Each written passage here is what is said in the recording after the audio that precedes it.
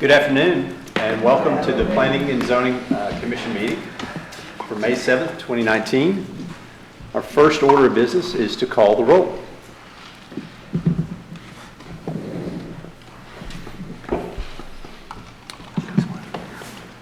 Come on.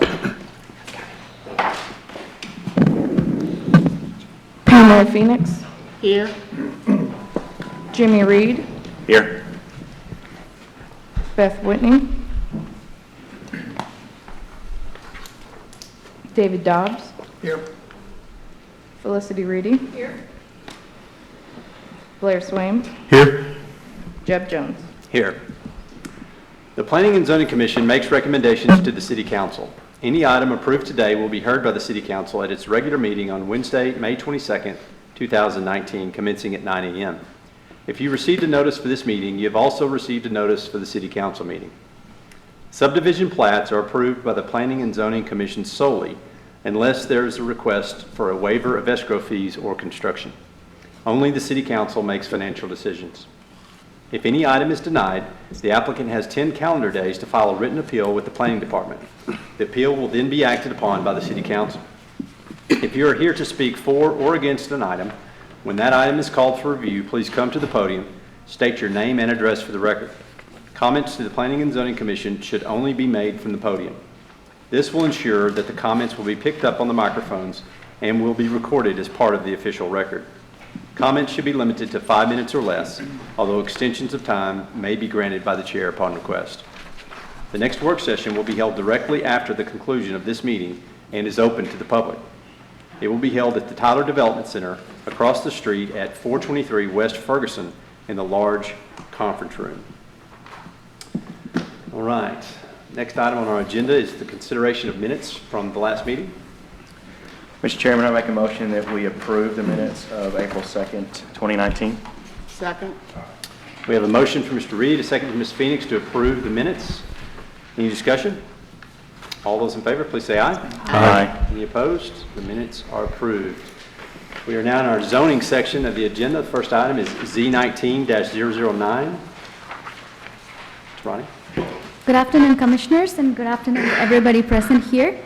This is a zone change request from R2, two-family residential district, to R1D, single-family detached and attached residential district.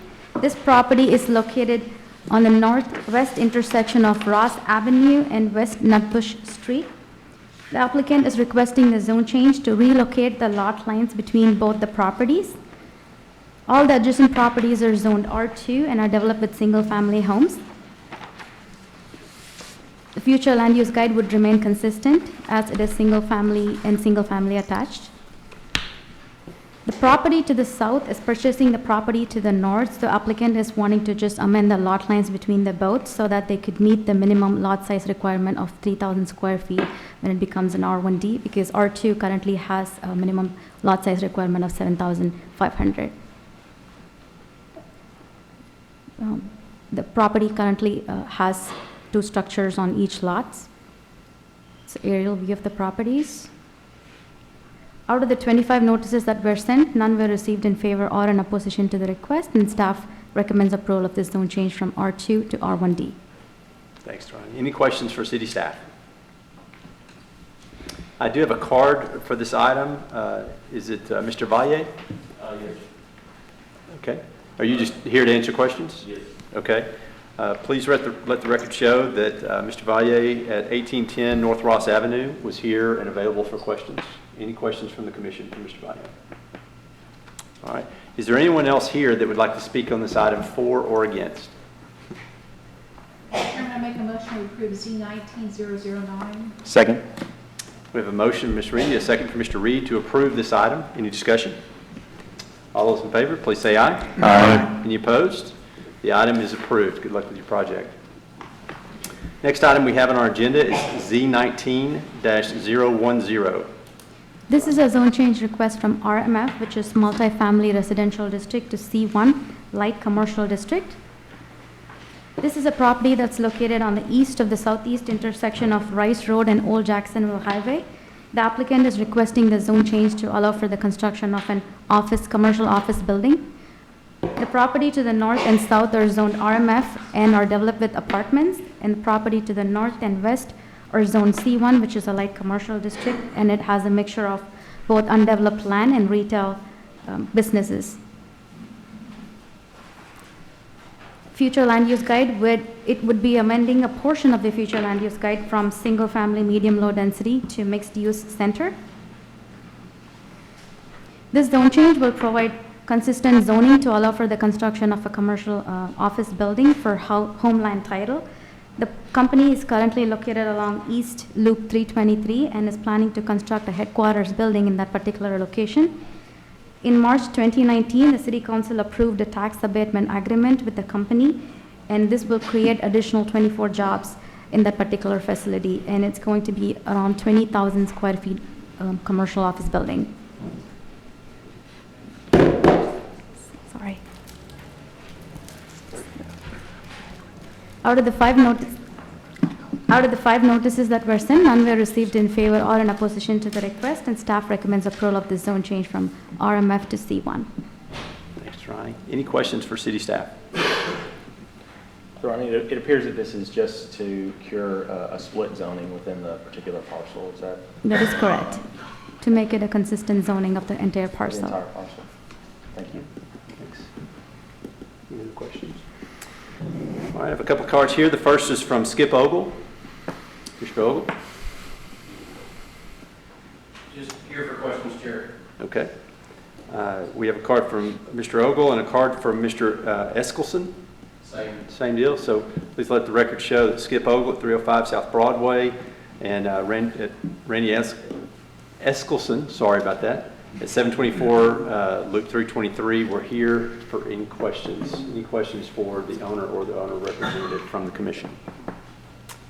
Okay. Is there anyone else here that would like to speak on this item for or against? Mr. Chairman, I make a motion that we approve Z19-010. Second.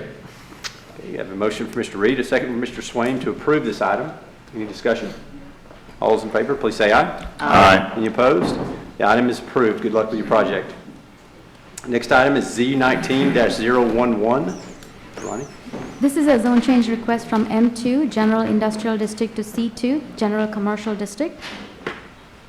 This is a property that's located at the southeast intersection of Oakland Avenue and Noble Street, which is behind Stanley's. The property to the north is zoned M1 and M2 and is a location of a medical supply store and a storage building. The property to the east is zoned M2 and C2 and is developed with a car wash and dry cleaners. The property to the west is zoned RPO and RMF and is developed with office and single-family homes. This will amend the future land use guide from neighborhood commercial to general commercial district. This request is to downzone the property from industrial to commercial, which aligns with the recommendation of a Midtown Area Development Plan to encourage appropriate commercial development to serve the medical and neighborhood districts there. The applicant is requesting the zone change to allow for retail uses with outdoor entertainment and eating establishment. This property is also located along the potential pedestrian route proposed in the Tyler First Comprehensive Plan. And this is a downzoning request from M1 to M2 to C2. Out of the 21 notices that were sent, none were received in favor or in opposition to the request, and staff recommends approval of this zone change from M2 to C2. Thanks, Ronnie. Any questions for city staff? Ronnie, they're building over a railroad track? If you go back to the concept plan that were proposed, they are building two buildings, one on the east and one on the west side. They're going to leave the railroad track. Okay. So it won't be on top of the... It won't be on top of railroad it. track. All right. Any other questions for city staff? Okay, I do have one card for this item from Mr. Priestner. Since we don't know who you are, can you please state your name and address for the record? Thank you, Mark Priestner, Planning Concepts, 3815 Old Willard Road. Thanks.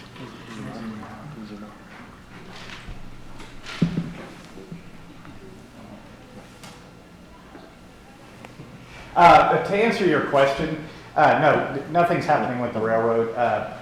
This is, Nick Pence's has been in talks with the railroad department to buy this property. It's been sitting there forever. It was used mostly as just storage, and I think they had a fertilizer plant on it sometime. But this is kind of a part of a bigger plan, and looking at the Midtown District Plan and getting something that starts kind of getting away from the real heavy industrial uses and start putting it into something that's more friendly with the schools and the hospitals and all of that. So the plan is to look at this. There's a couple phases that will end up happening. We're looking at a road closure. Part of this is also to help resolve the parking issues that are around Stanley's right now. So in our plan, as we start looking to the future, is to incorporate some outdoor eating and entertainment parts of the existing Stanley's, and then also moving the parking to the back end, taking up one of those lots, and that way we're starting to move the front to the back, so to speak, so that the main entrance will be off of the backside rather than off of Beckham. So this kind of helps with parking. This also gives us the ability to have parking in multiple places that kind of serve as excess parking all the way around. So we think it's a really good plan. It's better than, under the current heavy industrial. There's just not a lot of good uses for it. Be happy to answer any questions you have. Can you talk a little bit about the building concepts? I know you have outdoor eating, so outdoor entertainment, that kind of thing as well, and then how that would affect the residential portion. Well, again, we're coming down from an M2 to a C2. Understood. So what we're looking at doing is having a portion of this that is kind of like a food truck park, maybe something a little more permanent, something more in the vein of what you see in Austin. As far as kind of some fixed structures in there, and then also some things that can be changed out, and then kind of providing an open space that can be used as, it may be used as some somewhat parkland most of the time, but have some open space that can be used for different, small art festival, kind of community types of gatherings in that area that would play off of the Midtown District concept. Sure. I have a comment. I think this is a great project. My question is, do you mind sharing the barbecue sauce recipe? That's secret. And where will the parking be? Because I know it's ridiculous. Yeah, right now the parking is up here on this, between the two, and that's pretty much it. Part of the acquisition in these is that he's leased this property that's back here between the current drive, Oakland Drive, and the railroad itself. So this will become the parking, the majority of the parking, and we've done it where we've got excess parking, not just for the restaurant uses, but for other uses, and making sure that it's walkable and we have plenty of excess. So picking up all this parking in the rear, the idea is that we'll start turning this into kind of the main entrance to it, where we've got plenty of parking off of the road and it's more pedestrian friendly. Kyle, can you talk a little bit about, so the food truck area is the Oakland, Reeves, and Noble Street portion? That's what you're saying? Is that correct? I'm sorry, say that again? So the food truck area that you're talking about, the open seating and parking, that's Oakland, Reeves, and Noble Streets right there. Kyle, can you talk about the kind of buffer yards that we would have in between C2 and what's adjacent to the west there? What do we have? Residential multifamily? Well, to the west, if there's any parking spaces that front that way, if any headlights are facing those residential properties, they'll have to be screened with either a vegetated buffer or a wall or fence or something like that. So that would be the only buffer required, since Oakland Avenue serves as a space buffer between the two properties. Okay. As it relates to the noise or the outdoor activity, Yes. This property will still be subject to the noise ordinance, and so if there's going to be an issue with that, they may look into maybe a sound barrier or something like that to mitigate those potential issues. Okay. And Mr. Priestner, just so I know I'm continuing to talk about the same thing, but The food truck area, it looks like it's the south portion, and maybe the parking area would be the northwest portion. Is that kind of the intention of the concept here? No, not really. The parking is just going along where the Oakland Avenue is. Okay. So it's the uses would wrap around that. Okay. Where they back up to the railroad tracks. Okay. Part of the plan in this is that long-term, now this is really long-term, but part of Tyler First and Tyler 21 and the Trails Plan and all of that are incorporating this railroad right-of-way at some point in the future as the railroad ceases to exist there as some sort of transportation corridor between the hospital district and downtown. What that is, we don't really know yet, but it's probably a combination of some sort of pedestrian bike, and maybe something else. So part of the plan in this whole area in the Midtown District is to start incorporating that into development plans and develop around those areas so that we have it on a corridor that connects downtown to the hospital district. So the orientation of this is purposely to back up uses to what will be a future trail or some sort of connection corridor and keep the parking out to the outside. Okay. Thank you. Any other questions? Thanks, Mr. Priestner. Thank you. That's the only card I have on this item. Is there anyone else here that would like to speak on this item for or against?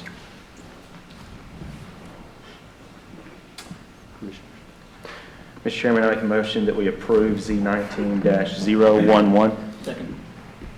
We have a motion from Mr. Reed, a second from Mr. Dobbs to approve this item. Any discussion? All those in favor, please say aye. Aye. Any opposed? The item is approved. Good luck with your project. Next item is PD 19-008. Ron? This is a zone change request from RMF to PMF. RMF, which is Multifamily Residential District, to PMF, Planned Multifamily Residential District. This property is located on the west of the northwest intersection of Turtle Creek and Frazier Street. The applicant is requesting the zone change to develop an 8-unit apartment complex on the subject property. The property to the north and east are zoned RMF and is developed with dental offices. The property to the west is zoned AR and is in location of a single-family home. And the property to the south is zoned RPO and is in location of a Turtle Creek Surgery Center. This will amend the future land use guide from office to multifamily district.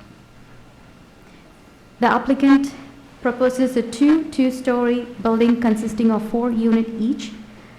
The proposed setbacks for the subject property are 10 feet in the front, rear, and side, and 20 feet in the west. The property slopes from west to the east, so there is a 7-foot retention wall along the west and the south end of the property. And also, there is a 6-foot tall fence proposed along the western side of the property just because of the slope. There's also a floodplain that runs through the north and east end of the property. The property is currently zoned RMF, and with its setback requirements of 25 feet along the front, side, and the rear, this property would be hard to develop it, so the applicant has come up with a planned multifamily district so they can have the setbacks, so they could develop the property and have a building there. Out of the 16 notices that were sent, 1 was received in favor and 1 in opposition to the request, which would bring the protest calculation to 13.57%. The opposition did not state their concerns. But we did receive an email yesterday from the adjacent property owner to the west, stating concerns about the digging and the dust that would be happening because of the construction activities if they were to approve for the zone change and start building. The staff notes that the construction activities are regulated by the TCEQ, and even without the zone change, the RMF would still can have construction there in that particular property.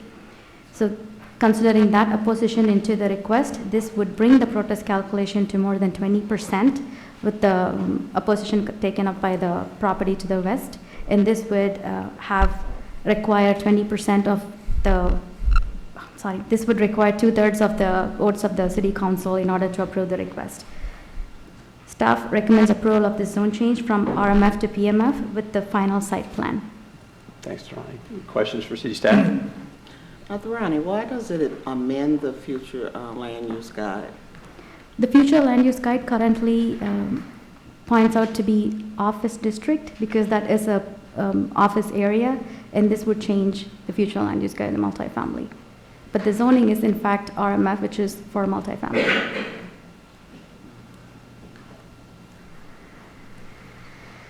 The RMF zoning district used to allow for office development, so that's why along Turtle Creek you see a lot of office uses because they're non-conforming, grandfathered.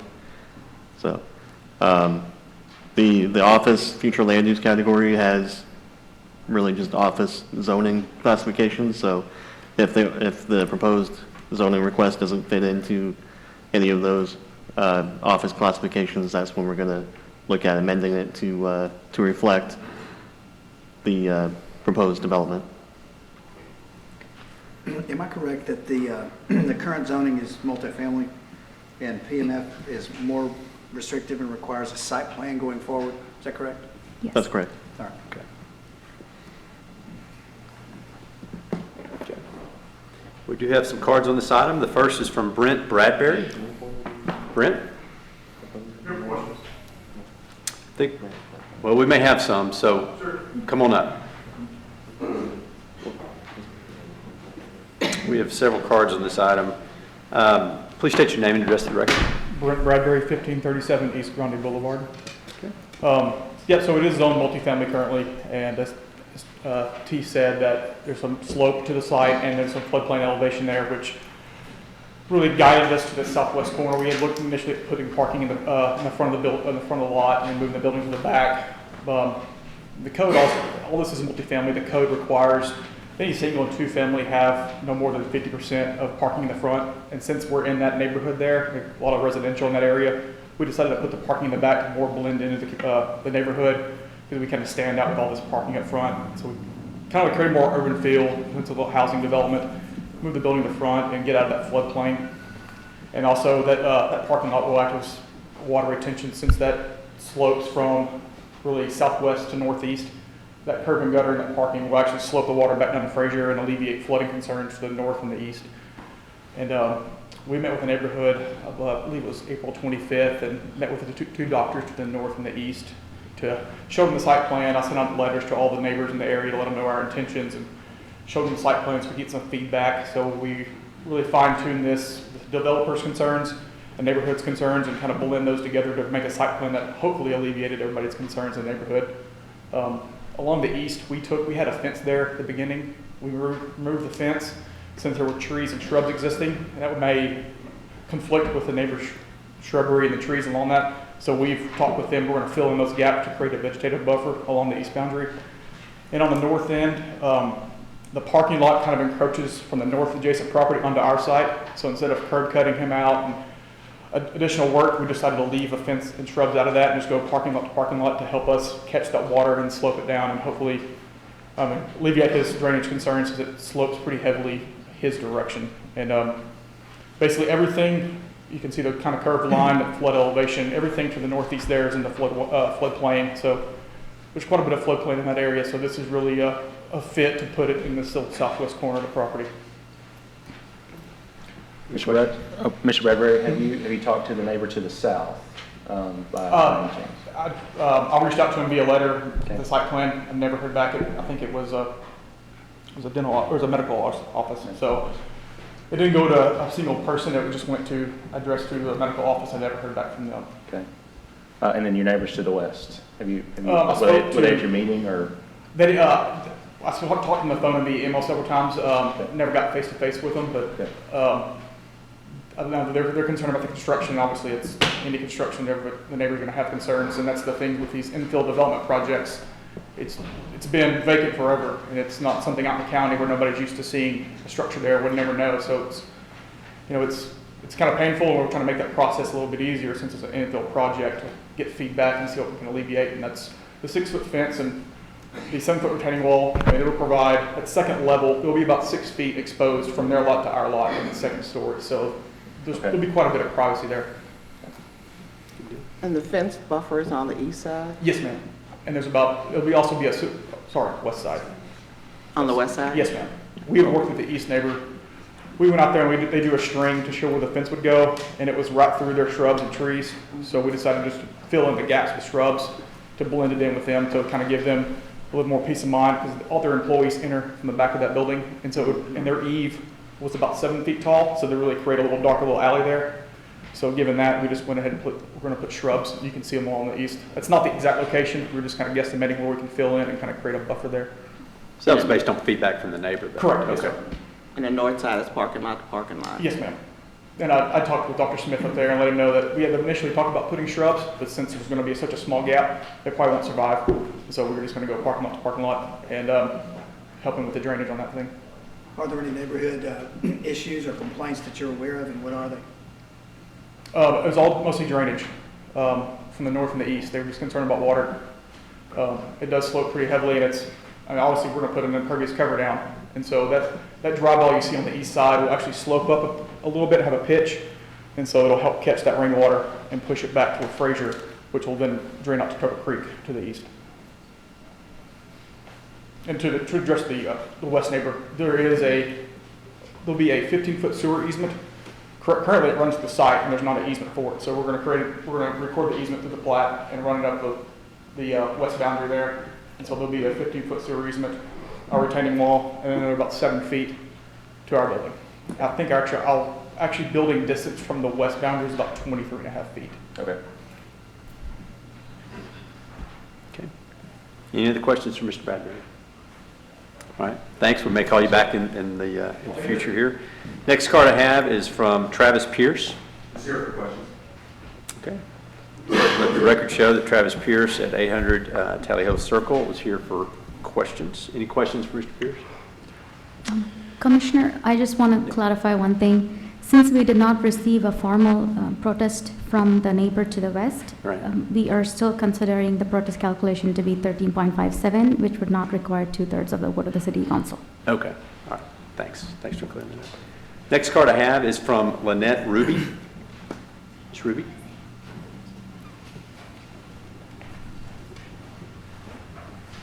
Thanks for being here today. Please just state your name and address for the record. Lynette Ruby, 5804 Regents Road, Tyler. Thanks. My husband and I own the property that's adjacent to the Faust project. It's lot 51. We have owned that property for 37 years. We'd like for you to know that from the outset, we don't really have a feeling, any positive or negative. We're pretty neutral about the project. However, we do have some issues that we are concerned about. We did meet with Mr. Bradbury on the 25th, and he answered questions and we discussed concerns. And we have three main concerns regarding the property. As he mentioned, drainage is our number one concern. Lots 53 and 52 are up a lot higher than our property. All the water from those properties drains onto our property. And we're concerned about that during construction as well as completion of the project. Once those lots are cleared, there's really not going to be anything to stop the water, mud, if we have heavy rains like we've been having. That will come down onto our parking lot and into our building. So we're hoping that they can come up with something besides the silt fence to keep that from happening during construction primarily. Also, once the project's finished, as Mr. Bradbury mentioned, he said there were going to be curbing and that the drive will have a slope to the center to drain the water onto Fraser. We're a little puzzled by that because Fraser Street is higher than the lots, and so we're wondering how they're going to accomplish that.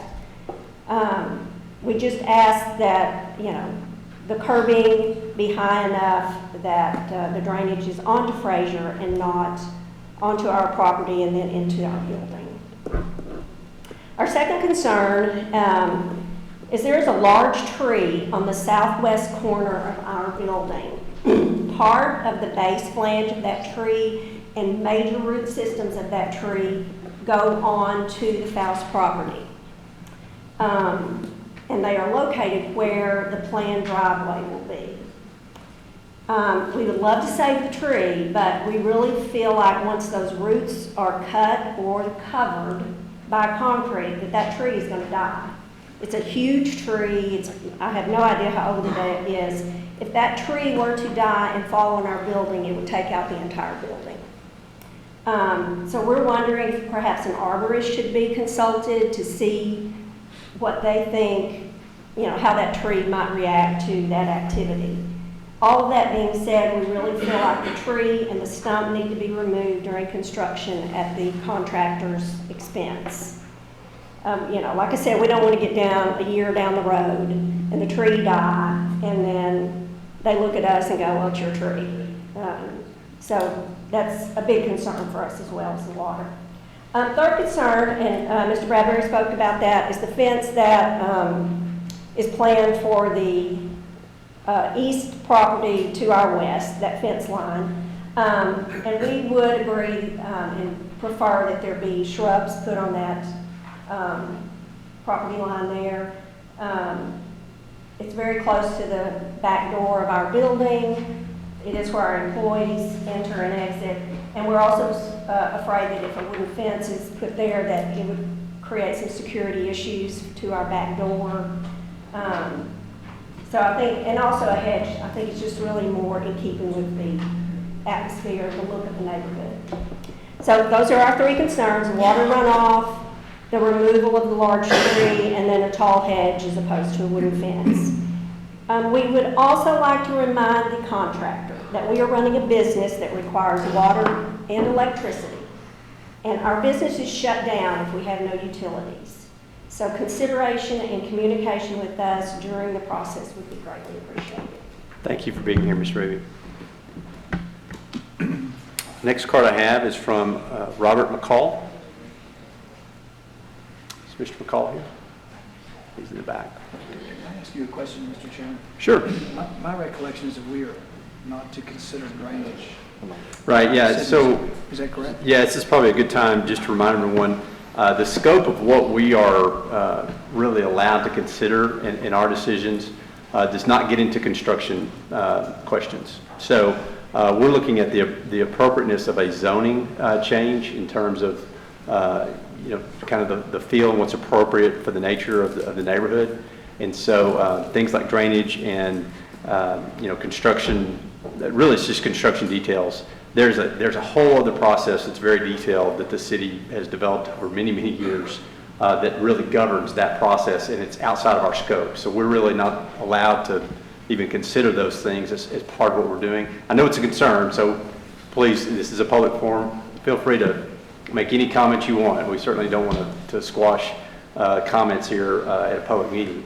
But just in terms of making sure everybody understands what our role is, we can't really step outside the scope of what we're tasked to do. So, yes, sir, Mr. McCall. Yes. Thanks. Okay, Please state your name and address in the record. Thanks. Okay. Robert McCall, 522 Fraser, Tyler, Texas. Thanks. And I just had I've lived in the neighborhood for about 8 years. It's been a nice, quiet neighborhood. So my first thought when I heard apartment complex was, there goes the neighborhood. But to say that doesn't mean I'm necessarily opposed for it. I just had a couple of questions. I think one of them may be a question toward y'all. And if this gets changed, does that mean all of the people in the affected area could automatically do the same thing with their property, or is it something that'd have to come back and go back through? Correct. So this zoning change request is just for this property. Just for that property line? Yeah. Okay.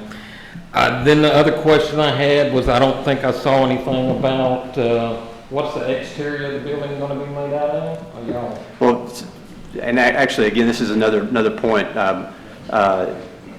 The construction materials and details like that, I'm not saying it's not important, okay? I understand that's a concern, it's a valid concern. It's just outside the scope of what we can consider as part of the decision I process. guess I would look at it from the standpoint that if it affects my property values because they come in with something that's not up to the standard Right. of the neighborhood, I'm not saying that I have a $1 million neighborhood standard, but, I just was concerned that Absolutely. something might come in. Yes, sir. that It's a valid would concern. affect that, and so that's where I was going at with that question. Okay. And actually, Mr. Bradbury, if you want to address that.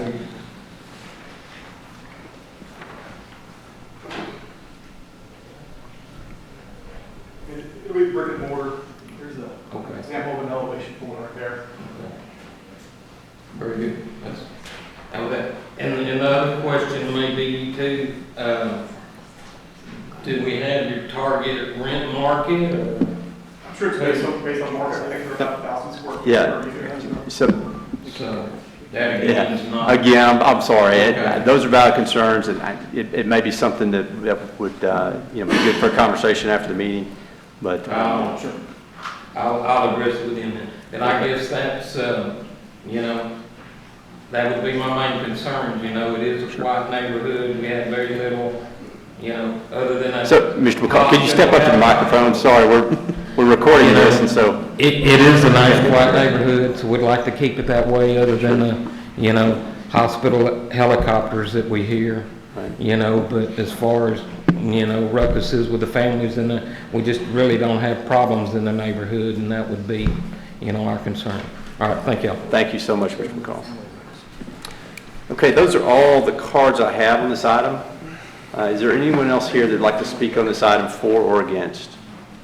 Mr. Chairman, I make a motion we approve PD 19008. Second. I have a motion from Ms. Reedy, a second from Mr. Reed to approve this item. Any discussion? All those in favor, please say aye. Aye. Any opposed? Nay. We do. Mr. Dobbs did vote, you voted nay? Yes. Okay, all right. The item is approved. Good luck with your project. Next item on our agenda is S19-003. Ms. Ronnie? This is a request for a special use permit to allow for a child home daycare. This property is located on the east of the southeast intersection of Academy Avenue and Robbins Street. The property to the north is zoned RMF and is location of a church. The property to the east is zoned R1B and is location of a single-family home. And the property to the west and south is zoned R2 and are developed with single-family homes as well. Special use permit are typically approved for a limited period of time. Most first special use permits are approved for 3 years and renewals for 5 years. Some special use permit may be approved for indefinite period of time concerning their cost and operation of the activity.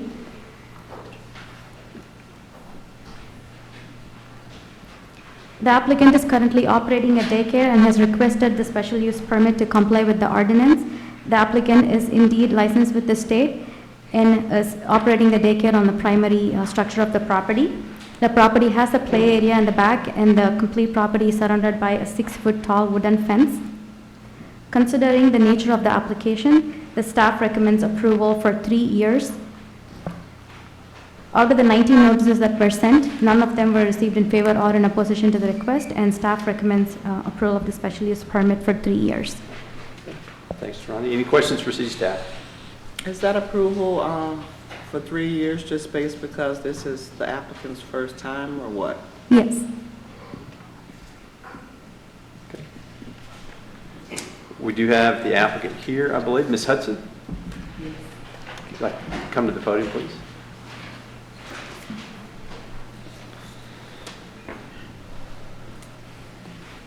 Please state your name and address for the record. Miosha Hudson, 1812 West Robin Street. Thanks. All right. So any questions for Ms. Hudson? Thank you for being here today. Appreciate it, Ms. Hudson. Is there anyone else here that would like to speak on this item for or against? Okay. The recommendation from city staff was to approve this item for 3 years, correct? Yes. Mr. Chairman, I move that we approve S19-003 for 3 years. Second. Okay. We have a motion from Ms. Phoenix, a second from Mr. Swaim to approve this item for 3 years. Any discussion? All those in favor, please say aye. Aye. Any opposed? Item is approved. Next item is Z19-008. Good afternoon, Commissioners. This is a zone change request from R1B Single Family Residential District to RMF Multifamily Residential District. The applicant is requesting the zone change to allow for the development of multifamily apartment units. The applicant is proposing to develop 200 units within an apartment complex. The adjacent properties to the west, south, and east are zoned R1, and the north are all zoned R1B, single-family residential. The Properties to the west, south, and east are generally developed with single-family homes. There are some properties to the south that are currently vacant.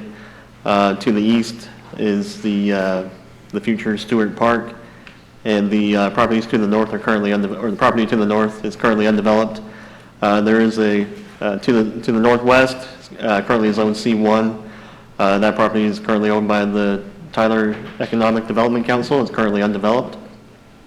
This request is not consistent with the future land use guide, which identifies the property as single-family, medium to low density. The request, if approved, would amend the future land use guide to multifamily. Again, the applicant plans to construct 200 multifamily units on 19 acres of land, which is approximately a density of 10 units per acre. However, the multifamily zoning allows for up to 24 units per acre, which would be about 460 units. There are, the way the land is currently is lays, getting up to that 460 number of units may not be practical, but that is the theoretical maximum on that property. The current property, or the current zoning of the property will allow for a density of 7 units per acre, and so they're asking for 10 units versus 7 at this time. The applicant has not proposed the maximum height of the structures because there's not a site plan attached to this development, but the maximum height for multifamily zoning is 50 feet. The applicant will be required to provide a buffer yard adjacent to properties currently zoned R1B, so the homes to the west, south, and east would require a buffer yard ranging between 10 to 5 or 20 to 5 feet in width. The development is anticipated to receive access from Walton Road, which is designated on the 2012 Master Street Plan as a collector street. There are no other planned streets within the area or nearby this property. The nearest arterial streets are the Loop to the west and then Frankston Highway to the east. Walton Road has a maximum speed limit of 40 miles per hour in this area, and there is a school zone to the southwest for the St. Louis Early Childhood Center. The property is currently served by Tyler Transit with the blue line, and there is a large shelter at the intersection of Walton Road and Frankston Highway. There's a bus stop to the southwest of this property, and then a smaller shelter along Walton Road to the west.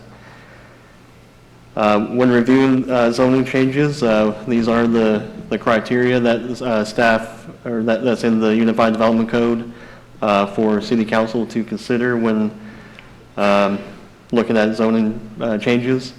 There are two items here that staff has identified and has made the applicant aware of the request not conforming to these two items. So the first one is that the request is consistent with the Tyler First Comprehensive Plan. This property is located within the North End revitalization area, and within that area, the Tyler First Plan does provide recommendations for locating multifamily housing, and it says that they should be located as part of mixed-use centers at important intersections, not as isolated pods. And so that the idea is that the multifamily would complement some other, a mixture of uses, and to create more of a urban village rather than isolated multifamily developments. And so this request appears to not be in keeping with that recommendation, as it would create an isolated pod of multifamily housing on Walton Road. This map just shows where the Tyler First Plan does call out mixed-use centers, and these are the major intersections within the North End area. You can see the green outline is for the North End, Northwest End. And so these are generally at the loop, along the intersections along the loop, along MLK and North Broadway and North Broadway and the loop. And so these are the areas that the plan does call for the location of multifamily housing as being part of mixed-use centers. The other thing that staff identified was that the area does appear to be developed as single-family. To the west, there are some newer homes, and then there's homes along Walton Road. So it is zoned for single-family and is generally developed that way. Staff has identified the property to the northwest as this property that doesn't meet the minimum lot size for multifamily zoning, and it's not contiguous to the rest of the property, so it really can't be approved for the zone change. So I think it was brought in with the request because it's part of perhaps what the sale of the property includes. And so, so at the very least, I think that property would have to be taken out of the request because it wouldn't. It wouldn't fit with the minimum lot size for RMF. So staff, we did send notices to the property owners within 200 feet, as well as put the notice of public hearing in the Tyler paper, and there was a yellow sign on the property. And of the 48 notices that were sent, none were returned in favor of the request, and one was returned in opposition. Ronnie, can you? Bank is doing an update. One was returned in opposition with a total protest of 2.75%, and the letter did not state why they were opposed to the request. We also received a letter from a neighbor outside of the 200-foot mailed notification area, and they were opposed to the request due to the area being single-family and not appropriate for multifamily development, but because that property owner is outside 200 feet, it doesn't count towards the total protest calculation. So at this time, staff reviewed the request, and given that the applicant has not demonstrated that the request should be approved, in light of the recommendations from the Tyler First Plan that calls for multifamily housing to be within mixed-use centers, staff recommends denial of the request to change the zoning from R1B to RMF. And we'll get this pulled back up in a minute. Okay, we'll go ahead and get started with a little bit of this process. Any questions for city staff? Yes, one of the goals of Tower 21 was to increase the number of rooftops in that area. Is that a consideration for this zoning item? Yeah, that's the overarching goal of that. This is really a subset of that recommendation that, yes, to promote 3,000 more households in the north end. And then it further clarifies that multifamily development should be located as part of mixed-use centers. And so, yeah, I mean, this would further the goal of adding new rooftops to the north end, but the location of it doesn't fit within the recommendations. Now, the recommendations stipulate that they don't want multifamily in individual pods, but at major intersections. And because this isn't a major intersection, it goes against the future use plan. But there's some development over on Old Grande that's in an isolated pod. So why wouldn't it be feasible for this to be, for the future land use guide to be amended? Because it seems optimal to me. A park is going to be right next to it. There's a school there. Southwest Pines is right down the street, which is multifamily. And Walton Road is turning more into an artillery type street versus it's really being used. So Yeah. Why is that? Yeah, with all zoning requests, we are reviewing the plans that have been adopted. So the Tyler First Comprehensive Plan does provide some guidance on development within the north end, and so. But it also stands to be amended at times. Sure, yeah, and so this is staff, I mean, when we review it, we are just bringing that to light, that this is one of the recommendations I understand. from Tyler First. And that the way the requested proposal is not entirely in keeping with that recommendation. Kyle, what's the road classification of Walton Road? It's a collector street. It's a collector street? Okay. And how does that relate, I'm trying to think, how does that relate to additional traffic that would be associated with multifamily, 200 multifamily units? Is that typical, being a collector? Yeah, I mean, we don't have specific traffic counts for Walton Road. I mean, the peak hour trips are, that's 0.6. I mean, the 200 unit apartment complex wouldn't meet the threshold for a traffic impact analysis. So it's tough to say whether it would have enough of an impact to require any, deceleration lanes or, widening of the street or off-site improvements. But generally, the distance on Walton Road between the two major arterials is smaller than most. The loop is not that far. It's really a cut through at this time. Okay.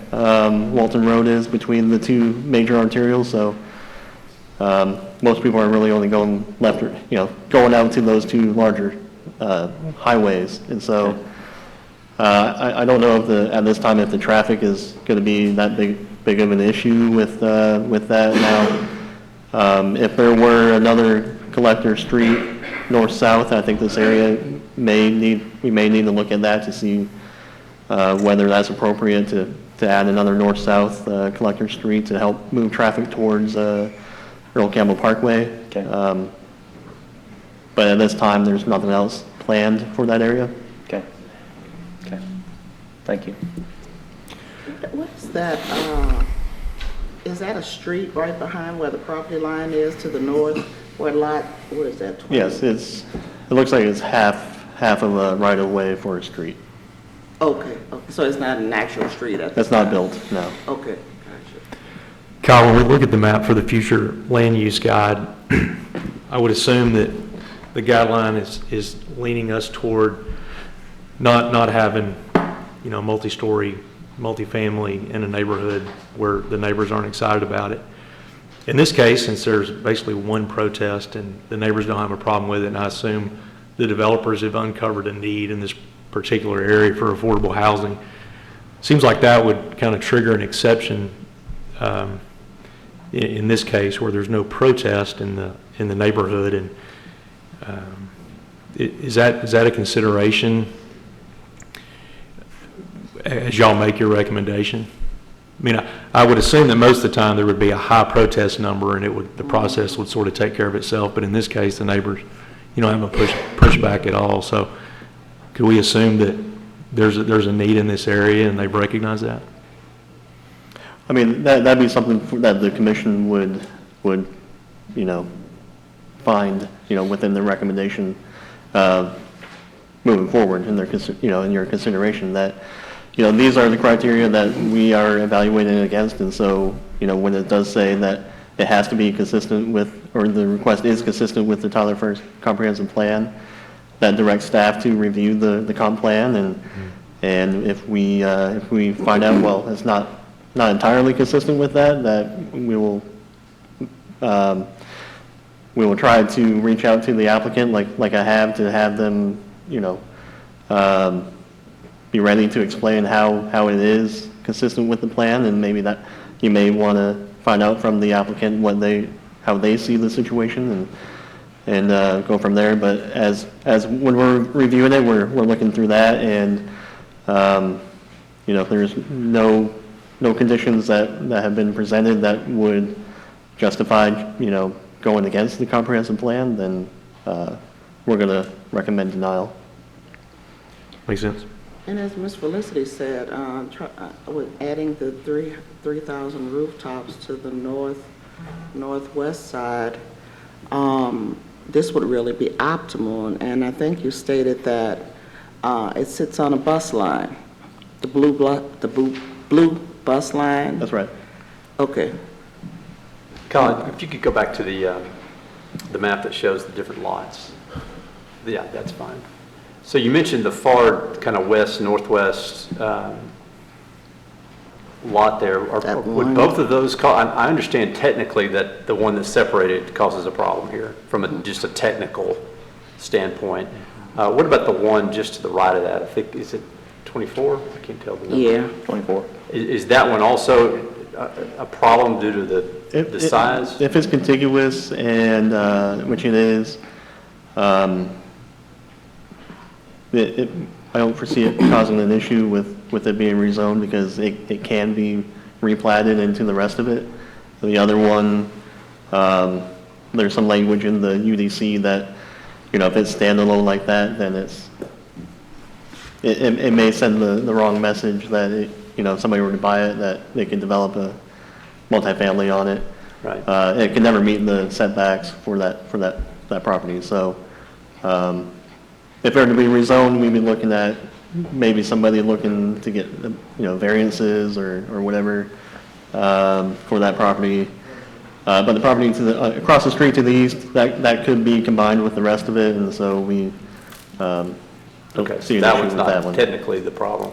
Okay, I guess from a legal standpoint then, sorry, are we allowed to view or make exceptions to the application, to the case that we're looking at here in terms of a way, is there a way that the commission can consider basically all of the property except for that one lot in this request today?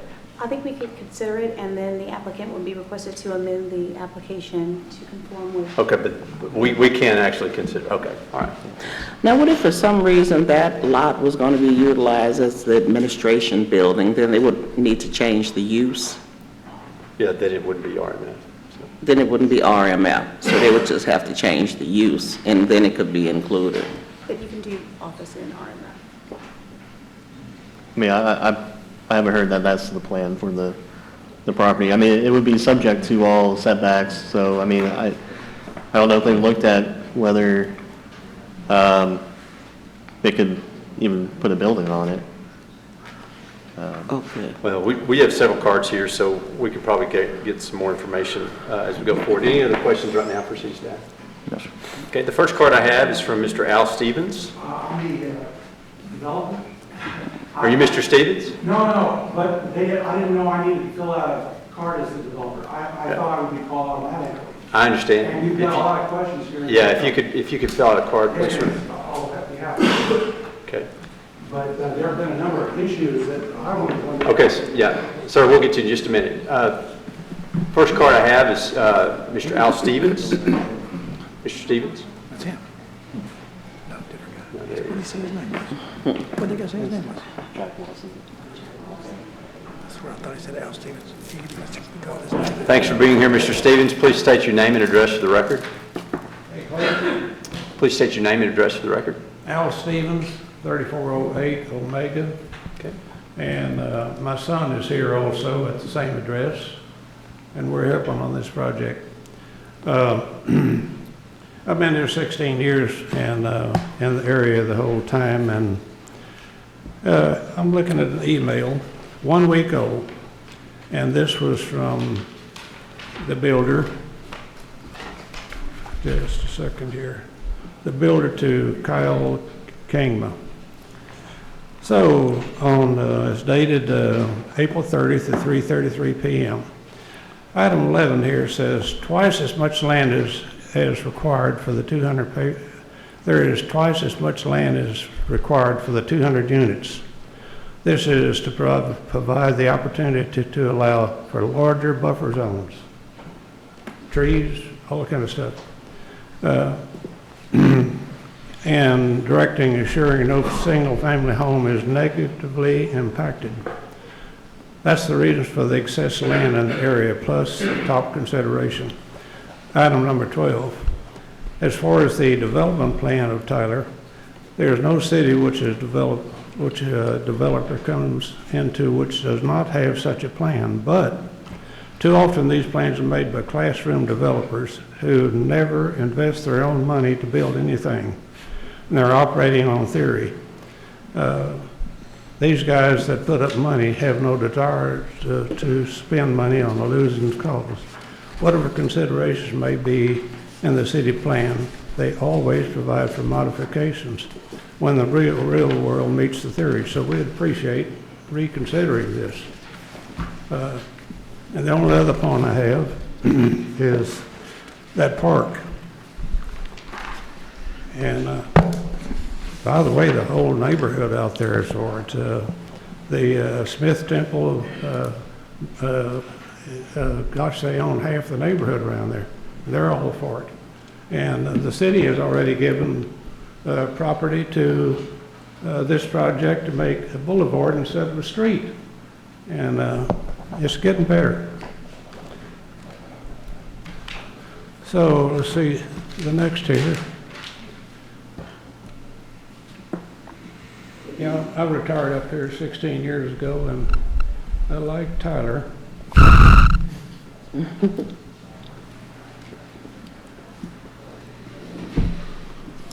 Okay. The builder was talking to your department there last week, and it said he invested months and months of assembling property. He met with the replacement at Development Services. And his exact quotation is, 1 week ago, if Smith Temple wants this and is on board, comma, it's a slam dunk for you basketball players to know it. But they like it, and they've been in the neighborhood for eons. I think this is a great use of that land in that area. And item number 3. Smith Temple, Bishop Houston here, he's on board 110%. They have been invested in there for years in community and neighborhood, and I'm told them, I'm sticking to the position. If they were not in favor of this, I'd not even want to develop there. So they assure me they want this developed. So it looks like it's going to be, it would be a good development. Now for the park, page 2, 9. It's been there for years undeveloped, and nothing been done with it. 9 acres. It's donated to the park development and to be used as a park.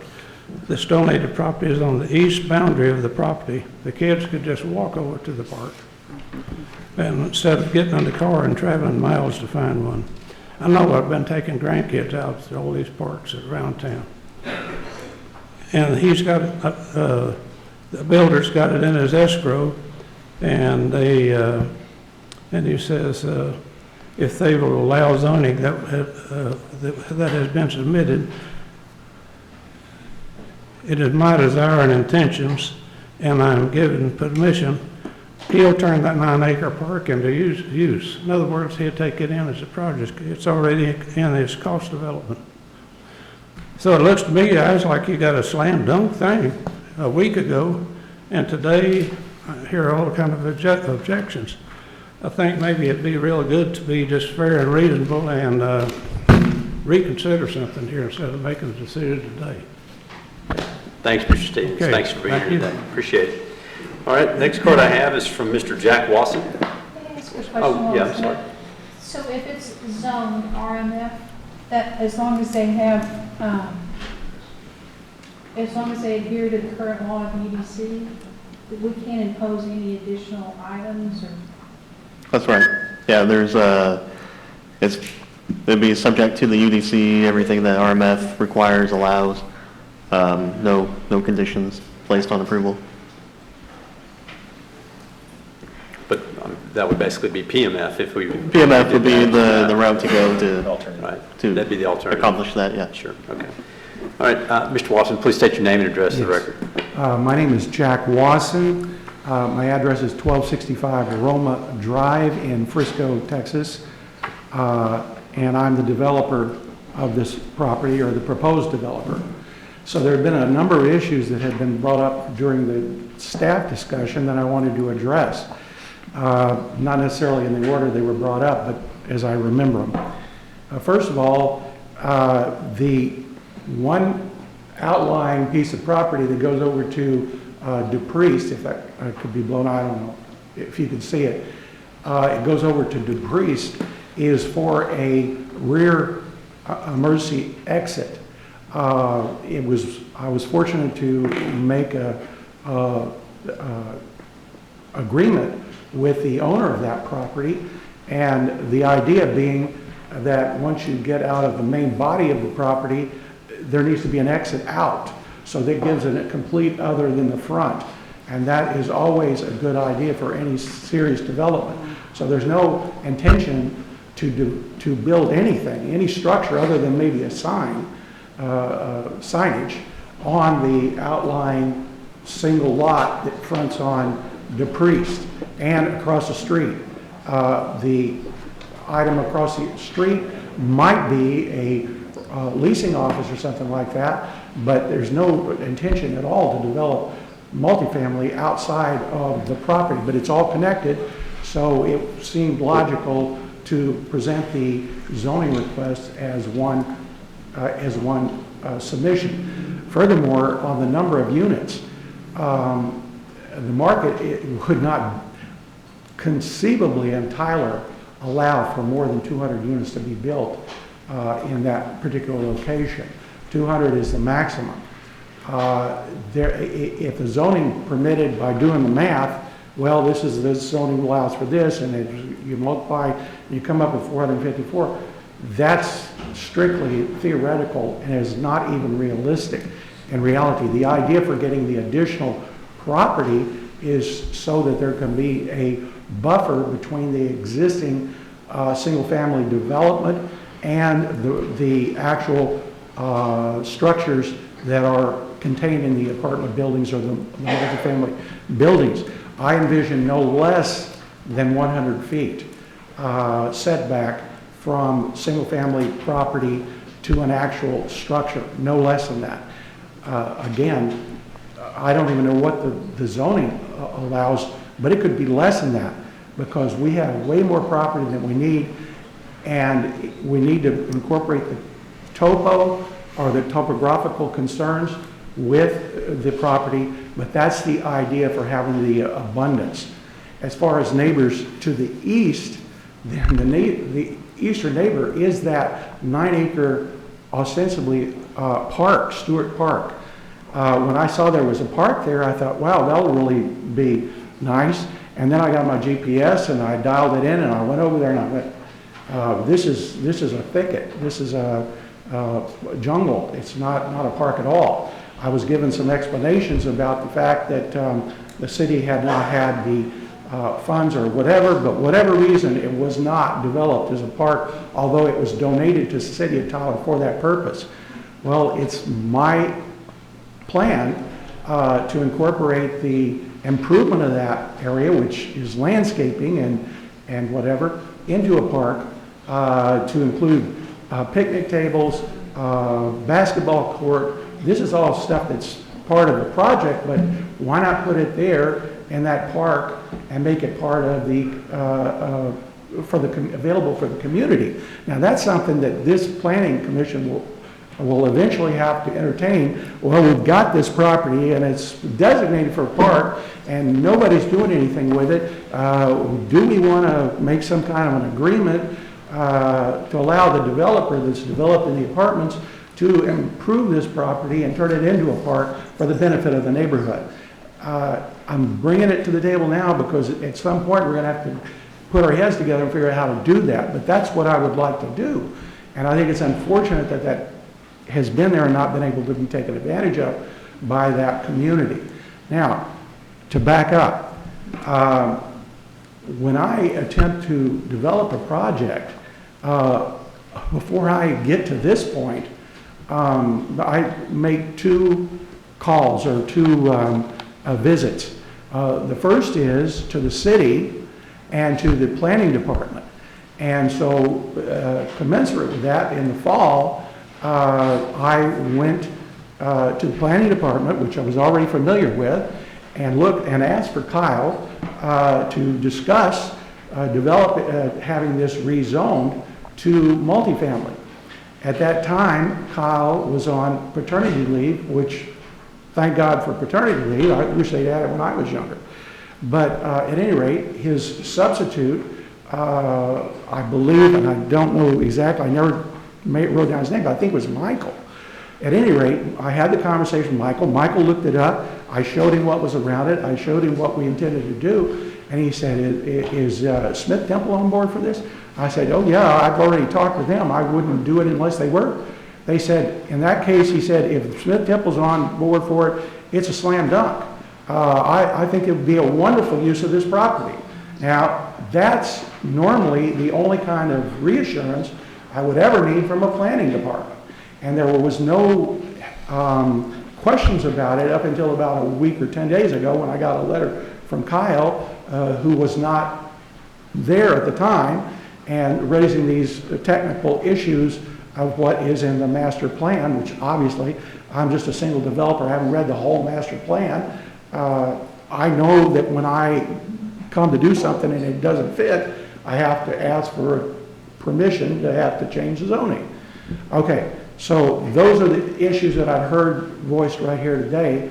As far as traffic, that Walton Road is a sleepy little, it's a good road, a good highway that goes through there, but it is hardly used. I mean, it's very, very inefficiently used. So, in my thought, 200 families living there is not going to have a significant impact on that at all. Would actually justify the infrastructure that's already there: sewer, water, electric, utilities, gas, everything is there.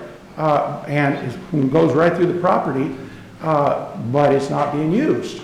And there's property that would be designed for use in the north, which hasn't been used. It's possible by developing this property, you might spur some development for that whole area over there. Now, those are my thoughts. I'll just wrap it up there and wait for questions. Sure, thanks, Mr. Watson. I do have a question. We talked about you talked about that lot that's completely separated on the other side of that street. Oh, yeah. That was part of a purchase. Would you be willing to exclude that from what we're considering today? Absolutely. Okay. I would like to use it for a leasing office. That's I understand that would be a separate. And I don't know what kind of zoning I need for that. Yeah, that would be a separate process and a separate application. It's just part of a single purchase.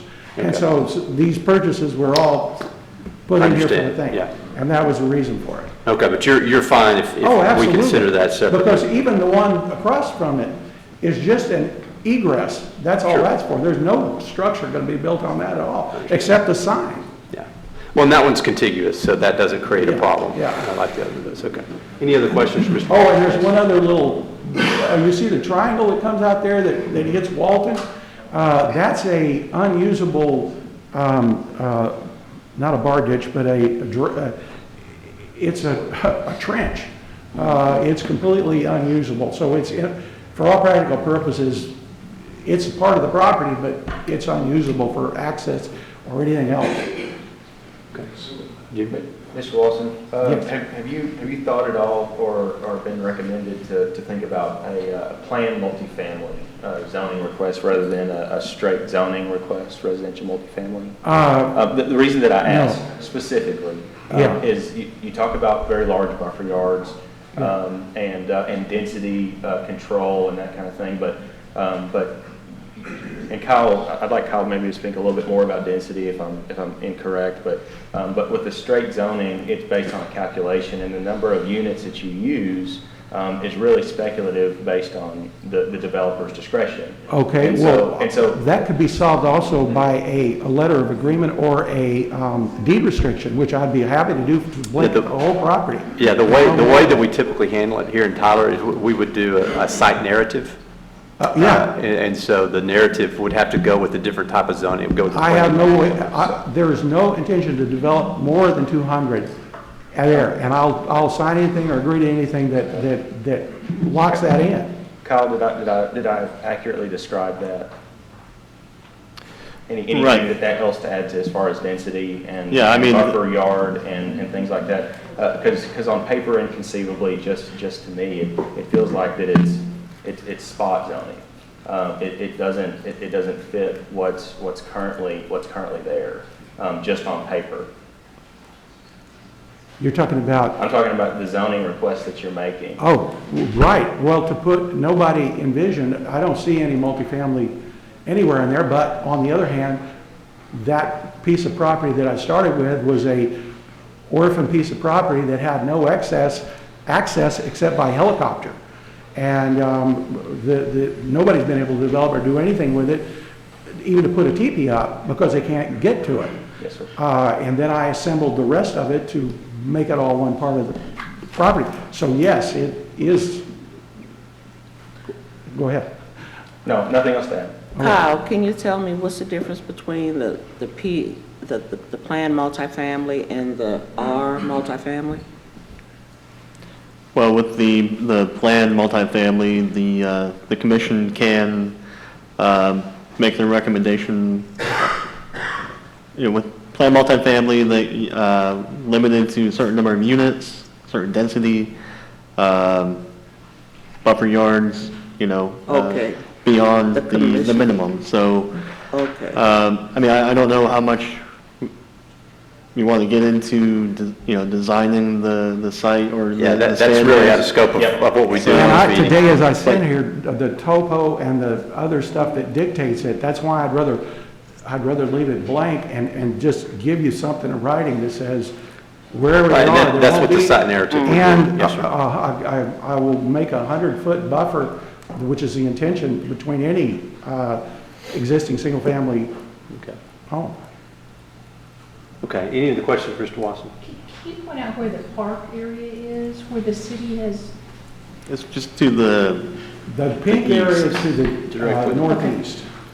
all right, You see that block, and then it runs across the Yeah, we did have a the highway, slide that showed and then- that, I The think. square block or this one? Right. This one? There, that's the park, okay. which is not a park. Nope, that was it, yeah. that's what. There you go. And that land right next to it, that square right next to it is just somebody else's land? Right next to it? Those are the. Yeah, that's open land. Along the street there? That square right there, in the upper right-hand corner. Somebody else owns that. Oh, Yeah. Is there any other questions? Okay, thank you. We may call you back in the future. Thank you for being here. Next card I have is Mr. Donald Sanders. Mr. Sanders, please state your name. Please, Could I get a bishop and come out to him? Bishop David Moore? Oh, absolutely. Respect for protocol. Mr. Smith, yeah. Yes, Bishop Smith, please state your name and address the record. David Houston, Mr. Houston. 7810, F as in Frank, M as in Mary, 2908, Tyler, Texas. Thank you.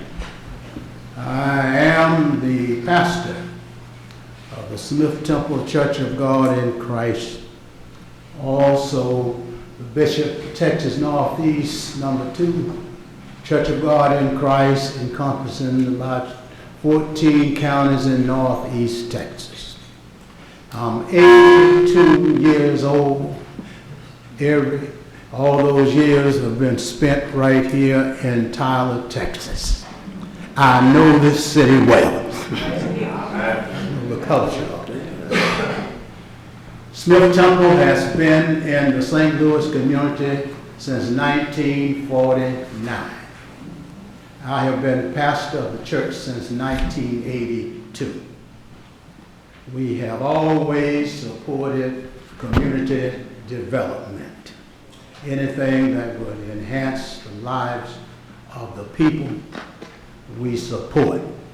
I feel, and I think I can say for all the churches in the area, we wholeheartedly, totally, without reservation, support this project because we believe that it will enhance the life in the community, life of the people, provide quality housing for persons, stable families to move in the community.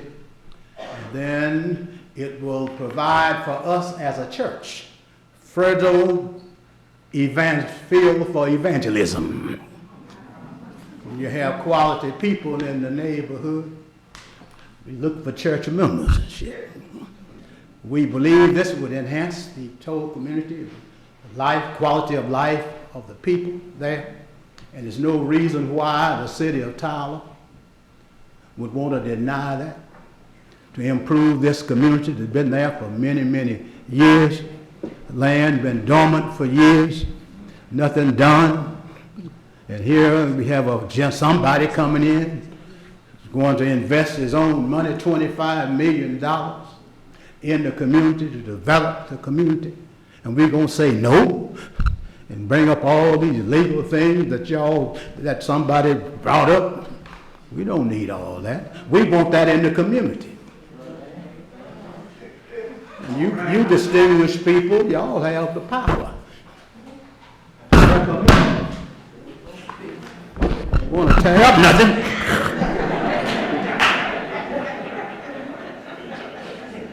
And I don't know what the opposition is. Maybe you need to speak in layman's terms. I'm having trouble understanding what we're talking about. This, that, all this kind of stuff. We just need that project. Community needs the housing. The city of Tyler needs the housing. And it would enhance the St. Louis community, one of the historic communities. And certainly will help our church, which has been there since 1949, one of the historic churches in the area.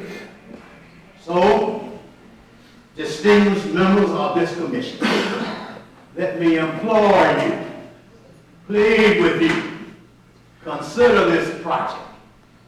It's good for St. Louis community. It's good for the city of Tyler. It's certainly going to be good for the Smith Temple Church. Amen. Thank you, Mr. Ms. Sanders, you sure you want to follow that? You asked to. Yeah, that cuts my words.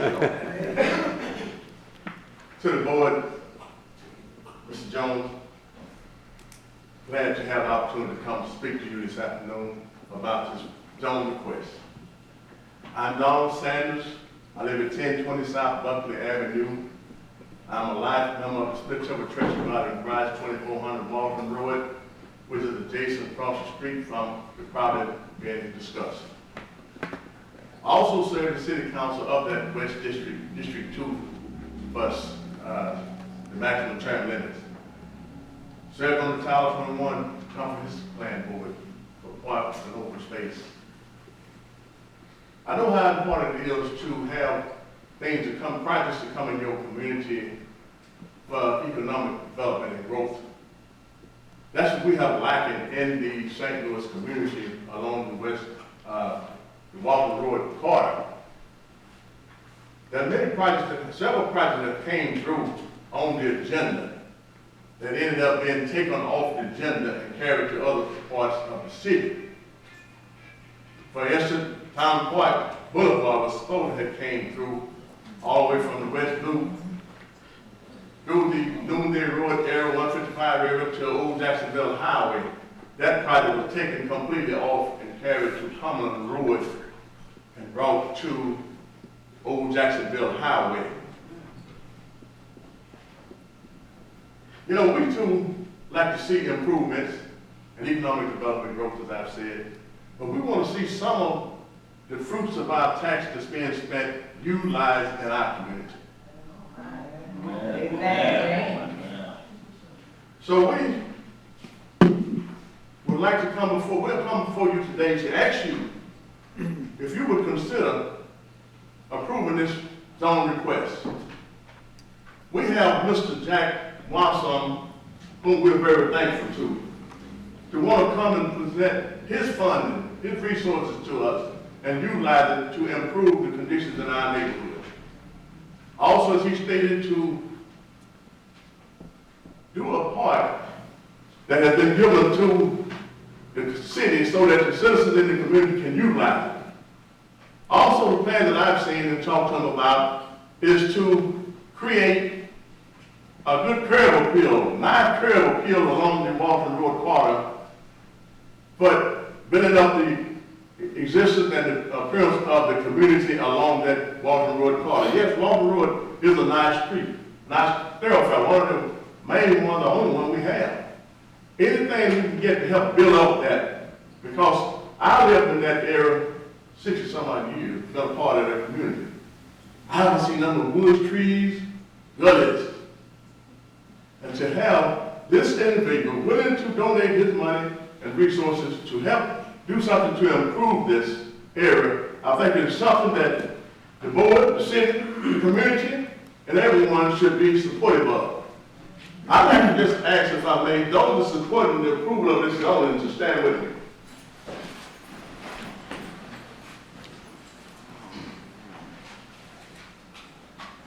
Thank you.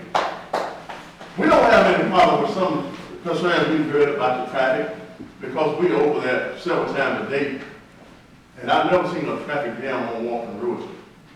The other times you have a few parents that letting them picking up kids at the St. Louis school, that's not many because they have buses that run through that bring them to and fro. So I can't see, like I've heard others say, why anyone would go against any project like this that would benefit a community and the city as much as this one would. I've been in meetings where I talk about bringing businesses and jobs and so forth to areas of our city. First thing they ask about is rooftops. Rooftops are needed in our community, in our city, in certain areas. Now, I know I've heard things about comparing it with some of the things that have been put in place for North Tyler. We're concerned about West Tyler and the city of Tyler. The things that North Tyler have concerns about and interest may not necessarily be the same one exactly as we have in ours. So I'm hearing about the mixed use permits and so forth. But the main goal that I've seen and been a part of in the city of Tyler is to improve economic development and growth throughout the city of Tyler. And we're hoping and praying that you all will reconsider. If you need to make an amendment, make the amendment. But most of all, approve this rezoning so this project can go forward. Thank you, Mr. Sanders. The last card I have on this item is from Niall Smith. Mr. Smith.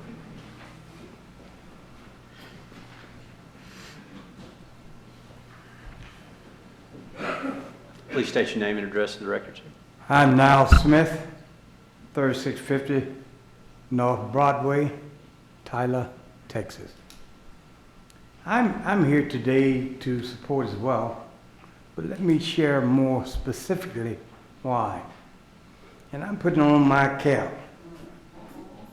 And that cap says, for you who don't know what it means, it's the National Association for the Advancement of Colored People. I say that to you today. I've listened at all the stuff that has been said.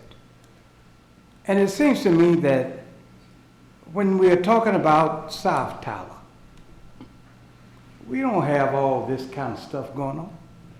We do what you got to do and you go on. North Tyler, everybody knows that it's underdeveloped. And it's underdeveloped because of the kind of things that are going on here right now. We talk about, when it comes to politics and other things, you run to North Tyler for votes and all other kind of stuff. But now we're talking about a qualitative life for those citizens who occupy that particular area. Now, I noticed there was something that was said. There is no protest, none, against this project. But there are many, many, many who are in favor of having it. Now, when do we get to the point where there is no protest and you still don't want to rezone this thing for this project to come in.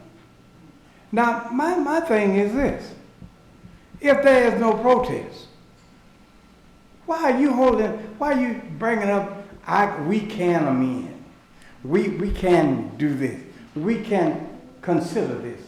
What I'm saying to you is, now in view of the civil rights law, we have the Bill of Rights, and there are 10 amendments in that Bill of Rights, and I believe number 8 talks about fair housing. That's what we are talking about today. Housing. You don't have any over there. You've got Mr. Watson, who's willing to come in, and I'll say this to you. God has already spoken by sending somebody who has what it takes to get it done. Tyler could have done it a long time ago. You know that, and everybody else does. So now the opportunity has presented itself. There is no finding or looking or seeking for resources. They have marched in your presence, saying, and let me say this. You know, I was in many marches in the civil rights era, in Arkansas and other places, with the Little Rock Nine. And all this stuff is because of racism and prejudices. In 2019, you would think that we've come further, that you ought to be looking for an opportunity to do something that enhances and advances the quality of life in the Afro-American community. Now, I'm not going to ask like Brother Sanders. I'm not going to say, well, why don't you reconsider? I'm not going to say that. I'm going to recommend you have an obligation, not just for one part of Tyler, but for all of Tyler. Here is an opportunity for an area that has been neglected to become viable, where citizens who may have been burdens on society can now become assets. And now I think that I would say to you, in support of what all has been said today, you need to approve, not go in the back room and think about it. I heard you approve some things here today, right now. Why you can't approve this project with the bishop here, the pastor here, the community here, other Afro-Americans here, showing you we want it, we need it, and we are supporting it. Amen. You need to make that recommendation approved right now. And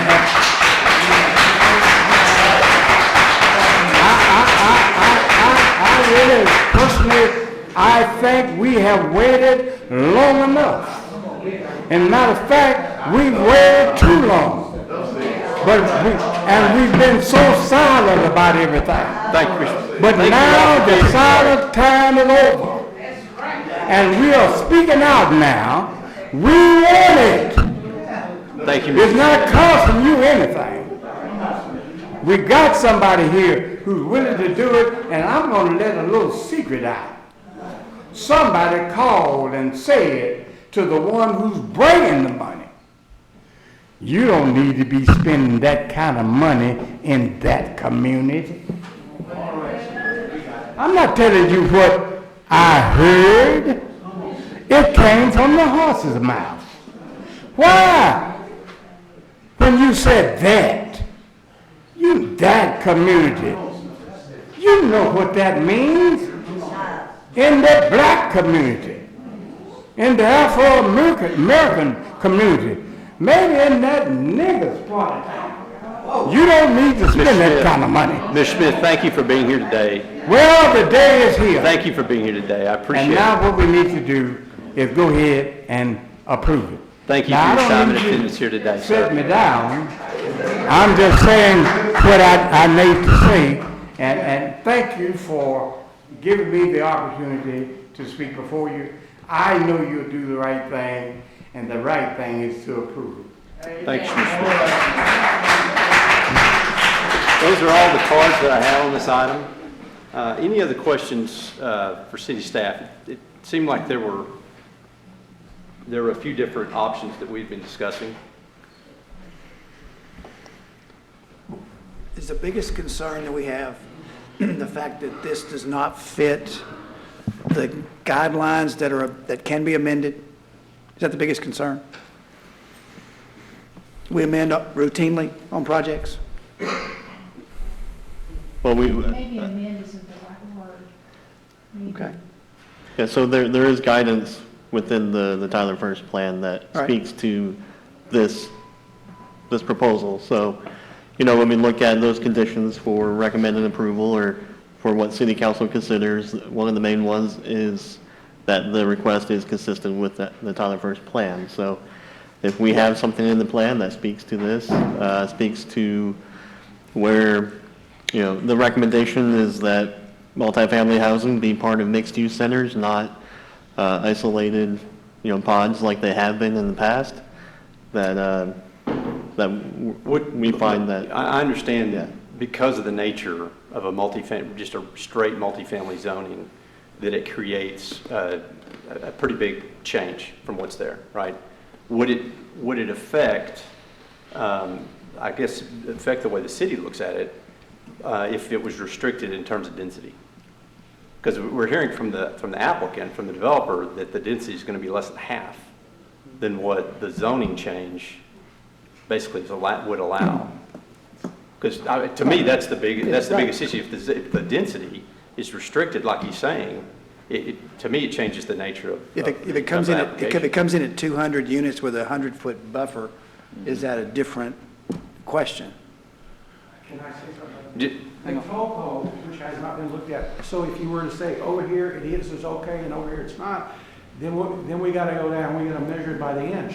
If we just blanket do it, and then where it fits, and we make our buildings go around it, we make our landscaping go around it, we come out with a nice 200-unit project without any problem. That's I understand your response. We're discussing density right now, but I guess that's part of my question is, I understand we're going from and you made this part of the materials. Yeah. The current density of that area does not fit with this application, with the maximum density. But we're not hearing that the maximum density is going to be used. So in my mind, that changes the nature of the application. Well, I'll say that the plan doesn't get into what's the maximum density. I mean, when it talks about multifamily housing, I think it talks about 24 units per acre. So if the actual proposal is not 24 units per acre, then that would be something that, that would be the rationale or the basis for agreeing that the request is consistent with the Tyler First plan. So if that's something that the commission feels would make it consistent with the plan, then that's the will of the commission. And also, with the plan, it's a guide. And the case before, the two cases back, we just amended the future land use guide in order for something to be approved. And again, Southwest Pines is a multifamily unit with great density. And it's right on Walton Road, less than a half a mile away. So I don't see whether we need to do a site narrative or whatever it is, but to approve this and then whatever the particulars are, resolve them, but again, we just amended. I don't think it's an issue with it's not meeting the future land use guide, because we're always approving No, things right. that amend. I agree, that's not a hard and fast That's not the rule. issue. No, The density, but the density, like I said, Southwest Pines sits right on Walton Road, less than half a mile. Yes. And it's an apartment complex. I don't know how many units, but they have a lot of units in there. 252? Kyle, can I ask a specific question? If we made a motion to approve the way that it stands, could conceivably we take it and approve it out as it stands, or would we need to exclude that lot 15 from the zoning change? Is that correct, or is that incorrect? I mean, you can make a recommendation if for the request minus lot 15. Well, I understand. So that would stay R1B. That would stay R1B. That would stay R1B. Okay. If I understood your question. Yes. Cal, also, the developer's good with it, the community's good with it. Is there, along with that motion, do we craft something that says to incorporate the 200 unit maximum?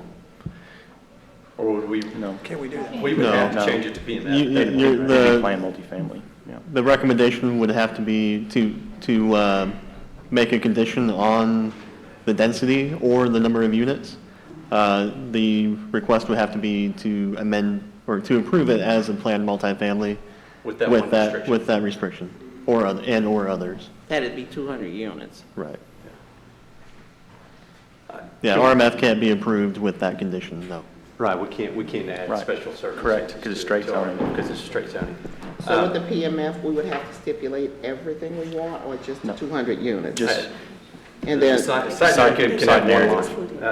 It could have one line that would be maximum 200 We'd units. have to come back. Yes, to- Regina. So what you have on your agenda now, you could make an approval or approve it as RMF excluding the portion that sits in the restraints. You can do that, but you cannot make a recommendation of that's not what they requested. Well, So we you can't you change could do it. that, Correct. but it would have to come back to the, So we can approve it as a RMF and exclude that one lot. Exclude lot 15. We can. Okay. Okay. I just have one comment. It seems like we're worried about the 200 unit, but the people out here supporting it don't really seem to be that worried about it. Well, Mr. Chairman, I move that we approve Z19-008 excluding lot 15. Second. Okay, we have a motion from Ms. Phoenix, a second from Mr. Reed to approve this item with the exception of lot 15, which the developer agreed to here at the meeting. Any discussion? All those in favor, please say aye. Aye. Any opposed? Item's approved. Good luck with your project.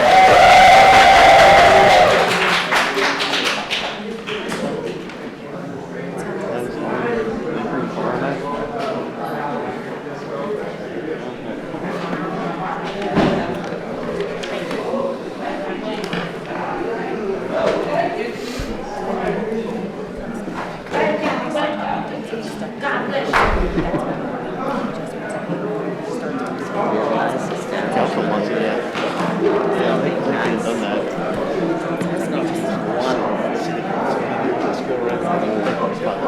Five and a half hours of yelling and screaming. Okay.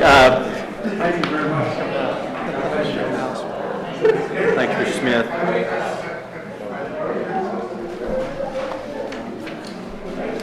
Thank you all for being here today.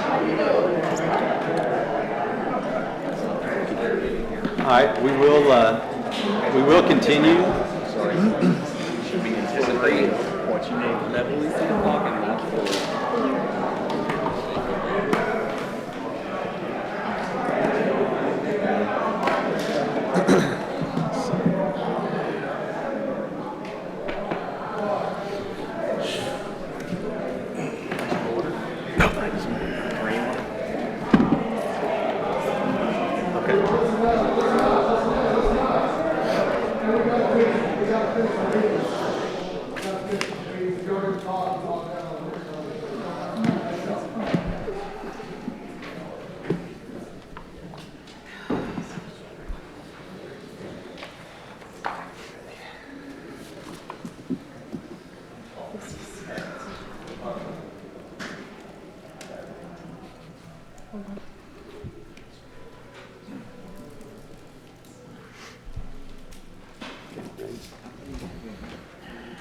All right, the next item on the agenda is PD 19-009. Kyle? This is a zone change request from agricultural district to PMXD1 Planned Mixed Use District. This is about 86 acres of land. This is located at the southwest intersection of Cumberland Road and South Broadway. The applicant's requesting the zone change to allow for commercial development of the property, mixed-use development. The application includes a written narrative that specifies the development parameters for the site. The written narrative stipulates that a site plan will be required before any development, so this is just establishing the development parameters related to setbacks, height, uses, things like that. I'll get into that in a minute. The adjacent properties to the north are developed with single-family homes and a hospital at the corner of Cumberland and Broadway. To the west is Faulkner Park and Dayspring Church. To the east is the Cumberland Village Mall, and then to the south is there's a property owned by the city for an access road to Faulkner Park, but south of that is a residential subdivision. This request is consistent with the future land use guide, which identifies the property as mixed-use center. The written narrative includes the development standards as well as a concept plan. The uses are going to be broken out by certain zones within the property. This is similar to what the Cumberland Village, Cumberland Park development did as well. Back in the early 2000s, they established parcels that had different development standards for each one. And then, so what you see is the four zones for development, and then there's a conceptual layout of the streets. There is a collector street that's on the master street plan that runs north and south through here. This concept plan is just for illustrative purposes only. It does not lock in the alignment or the connections. That would come up with the preliminary plat at a later date that would lock in the alignment of the streets, the access points, and things like that. And so you can see here on the screen, the proposed uses are some single-family attached, which could be on one big lot or separate lots, and those would be limited to the zones on the west side. Multifamily zoning or multifamily uses in Zone C, which is closer to the park, and then hospitals hotels and lodging, and then PMXD1 uses, which are the commercial uses, the mixture of uses. So the site would allow for mixed buildings with both commercial and residential to be constructed. The narrative provides some leeway on the height, so the maximum height for a PMXD district is 55 feet. That would only be allowed on this property if there is a mixture of residential and commercial uses in the building. Otherwise, the maximum height is 45 feet. This is just an image of the property there. The traffic impact analysis will be required at the time of the preliminary plat, and that would include all of the property at that time and the approved uses, and so it would take into account what's approved here today. Of the notices that were sent out, 2 were returned in opposition, 0 in favor. The protest calculation is just under 1%. The property to the north really had a concern about the loss of the open space and the trees in that area, and that is preferred to keep that as more of a park atmosphere or open space. And then the property to the east that opposed the request. You can't really see out here, it's a really small amount. They didn't state their opposition to the request. Staff has reviewed the application and anticipates no impact on services or facilities. I wanted to mention also that shown here on the concept plan, it does show a connection into Market Square Boulevard, or an extension of Market Square Boulevard to the west. That street right, or that road right there that runs into Faulkner Park is private.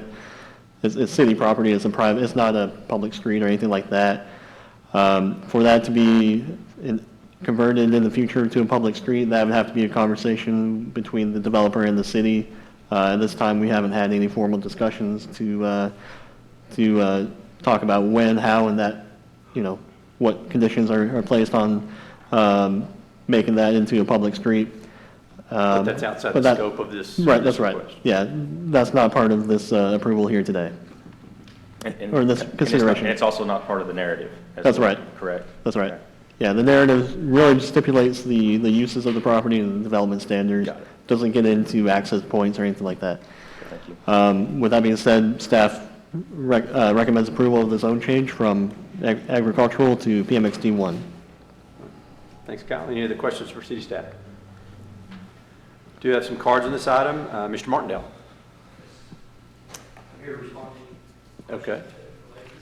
And Mr. Patterson? Here The to same? represent the buyer on the property. Okay. Let the record show that Rick Martindale and Russell Patterson were both here to answer questions. Any questions? Okay. Is there anyone here who'd like to speak on this item for or against? Yes? You have a, please come forward.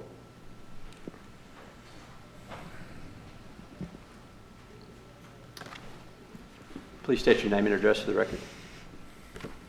I'm Weejan Vinson. I live at 309 West Cumberland Road.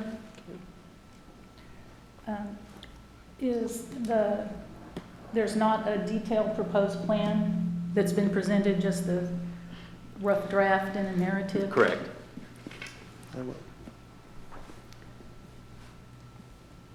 Has there been any kind of assessment to determine what part of the property across that is being discussed is wetlands?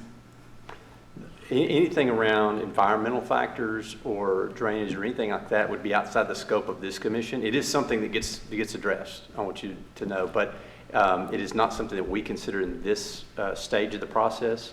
That would come up in all sorts of permitting that happens for construction permits, environmental studies and those sorts of things. But it does happen, but it just doesn't, it's not something we consider as part of this process. Okay. As part of the Tyler First, there is supposed to be a sensitive transition from residential to non-residential. How would that be addressed? Yeah, I'll speak to that. So what I didn't mention earlier is that one thing that the applicant has shown on this concept plan also within the narrative is that there is a 15-foot undisturbed tree buffer along Cumberland Road. How many? It's a 15-foot undisturbed tree buffer. So that's an area that would not be cleared when the property is developed. So there's that, and then with any final site plan before development, that's something that gets reviewed before the planning commission again. And so if there's any elements that can be placed on that site plan that provides more of a transition, sensitive transition, that can be brought up at that time. And So, lighting? Lighting is regulated by the code as is. It has to be downshielded, and they can't shine on to any residential property. So I guess what I'm trying to say is that there will be another opportunity before any development occurs for that individual site plan review and considerations for that type of transition from the. So this is just the first step in the Just process. the first step, yeah. So they will have to come back with specifics. Right. As they go. Well, through and the process. I read this morning online that there are apartments and a hotel being considered, and the apartments are 24, or the multifamily is 24 density, which seems like it's the maximum according to comments made earlier today. Okay, I'm not sure. That's part of one of the allowed uses on the property. It doesn't necessarily mean it will be developed that way, but on here, that pink area, that would be where multifamily would be allowed, so. So the pink area is multifamily? It could be developed with multifamily in there, so that's further away from Cumberland Road and those And the those purple areas. is single-family on the map? Yeah, it can be developed as single family in that purple area. The multifamily would not be allowed in that purple area. Okay. Do you know when a detailed design would be presented? That's up to the developer. So no, we're not leading the project, so we Okay. don't know. Thank you. Thanks for being here today, Ms. Spencer. Kyle, can you talk a little bit more about the buffer? But is buffer required? No, this would be something above and beyond what the code would require. This was something that the applicant had agreed to as part of a way to try to provide some screening, that sensitive transition for those homeowners that front along Cumberland Road. Okay. And Kyle, that'll cover from Zone A1 and Zone B in its entirety along Cumberland? That's 15 feet? You said the 15 feet worth of... No, it's for Zone B. Oh, it's just for that Zone B there. Okay. Yeah, Zone A is across the street. I mean, there is one home across the street, but most of that is commercial property. Okay. Kyle, it looks like the alignment of the street aligns with that residential crooked trail. Does that appear to be correct? So it's that the west half of Crooked Trail would be buffered, but the east half would not. Right, so whether Is that the way you look that at street it? aligns to the east or whatever, but the Zone B layout here, the buffer is for Zone B, and so that's the extent of that zone. So, yeah, wherever it's shown on here would be the... Got it. Yeah, if in the end they do align it with the Crooked Trail, then that's... Correct, because, right. So the alignment, because it's a narrative, and this is just an example. Yeah. But if Zone B were to get larger at all, then it would have to come back here and probably also have that buffer. If Zone B were to get larger? Right. Meaning that if If it were to extend further to the east or get smaller, that'd be something we'd have to look at again. During the site plan Right. portion? Okay. Yeah, Thank just to you. make sure that undisturbed buffer is still preserved there. Thank you.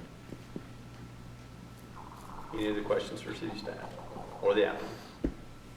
All right. Is there anyone else here that would like to speak on this item for or against? Mr. Chairman, I make a motion we approve PD 19009.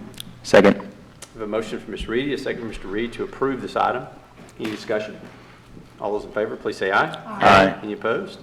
The item is approved. The chair will now recuse from this next item, and I'm going to ask Ms. Reedy to chair the meeting.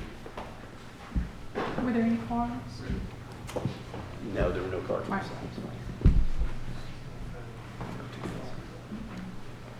Next item agenda is C 19002, Trinity Mother Francis Health System. Kyle, is that you?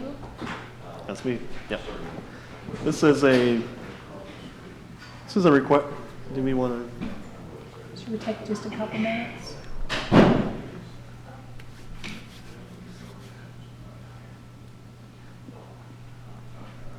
We can. Okay. All right. This is a request for a thoroughfare closure, right-of-way closure. This is located at the east or southeast corner of East Front Street and South Beckham Avenue. There are 3 rights-of-way here. There's an alley right-of-way, and then a right-of-way for Noble Street and South Beverly Street. Let me just go here. You can see that the applicant owns the surrounding adjacent properties, and so their plan is to close these rights of way and to allow them to be replatted into their property, which would assist in their efforts to provide some security on site. You can see the parking lot that's already at the corner encompasses that right of way for the alley. So this is really, in a lot of respects, it's a way to clean up what's already is happening out there. So of the notices that were sent, none were returned in favor or in opposition to the request. And staff recommends approval of the right-of-way closures, subject to them being replatted within 6 months. Excellent. Is Does anybody have any comments, any questions for Kyle? Or rep, we'll answer any questions. All right, good deal. So there being no questions? Mr. Chairman, Mr. Chairman, I move that we approve C19-002. Second. Any discussion? All those in favor, please say aye. Aye. Any opposed?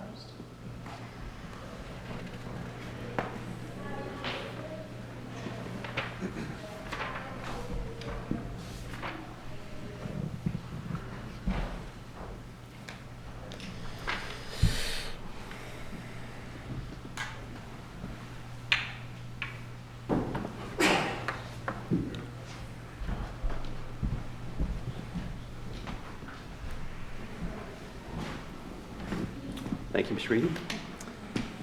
Next item is S19-002. Kyle? This is a request for a special use permit renewal or amendment. The property currently has a cell phone tower or telecommunications tower on the property. Let me pull it up here. It was approved back in 1999 to allow for that cell tower to be on site. It's on the northwest corner of the fire station there. The adjacent properties, let me go back to that. To the north is a grocery store, to the west is the wire tower, to the south is a cemetery, and then to the east is developed with a single-family home and an office. The applicant is requesting to remove or demolish that existing tower and move it to the northwest a little bit and rebuild it smaller. So the request is to replace the existing tower with a 110-foot tower. On that site, the code allows for cell towers to be up to 150 feet, so it is smaller than the maximum height, and it's smaller than what's there now. And so here's the image of the site plan that shows, a little bit hard to read, but it shows that the tower will be located a little bit further north on site, so further from the building, further from the existing water tower. Of the notices that were sent out, none were returned in favor or in opposition to the request. And due to the nature of the special use permit, sometimes we do 3-5 year approval due to the permanent nature of a cell tower that we're going to recommend approval for an indefinite period of time. With all cell or special use permits, they are subject to review at any time. So, but typically we don't have a need to do that. And so, like I said, staff recommends approval of the special use permit for a 110-foot cell tower for an indefinite period of time. Thanks, Kyle. Any questions for city staff? Kyle, I know that the special use permits typically allows up to, or cell towers to be 150 foot, and I know that in our packet, it tells the current height of the existing tower. Can you state that, or tell us that again for the public and us? How tall is it now? 130 feet is what 130? we were told, yeah. Okay. That's what the applicant tells us is that's what's out there, 130 feet. And so,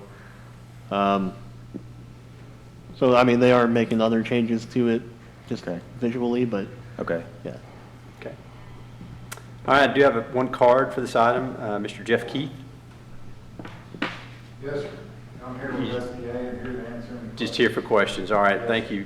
Please let the record show that Jeff Keith at 1208 Cotton Street was here for questions. Any questions for Mr. Keith? Thank you for being here today and waiting till the end. It's been good, thank you. Is there anyone else here that would like to speak on this item for or against? Mr. Chairman, I make a motion that we approve S19-002. Second. Motion for Mr. Reed, a second for Ms. Phoenix to approve this item. Any discussion? All those in favor, please say aye. Aye. Any opposed? The item is approved. Good luck with your project.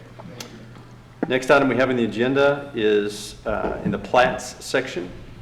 It's item F19-028. Kyle? This is a 3-lot subdivision containing approximately 5 acres of land located in Zone 2 of the ETJ. This is off County Road 273, just to the east of, to the city limits. The applicant is proposing to create 3 lots, and one of the lots does not have adequate street frontage. Staff has communicated to the applicant that that would be something that would be needed to be approved, that providing street frontage for that lot was required by code. And to date, staff has not received any revised plat that meets city ordinance. And so at this time, staff is recommending to deny the plat, and whenever the applicant's ready to resubmit, they can do so. How long is the waiting period if we deny? They can, For plats, no, it's there's no not, it's waiting not like period. zoning, okay. That's right. All right. Have they communicated back any intention to bring anything back to us? Have they communicated at all? My understanding is they came to the office and asked what was needed to be done, and I've reached out to them and haven't heard anything back, so. Is there anyone here who'd like to speak on this item for or against? Mr. Chairman, I make a motion that we deny F 19028. Second. I have a motion from Ms. Reedy, a second from Mr. Dobbs to deny this item. Any discussion? All those in favor, please say aye. Aye. Any opposed? The item is denied.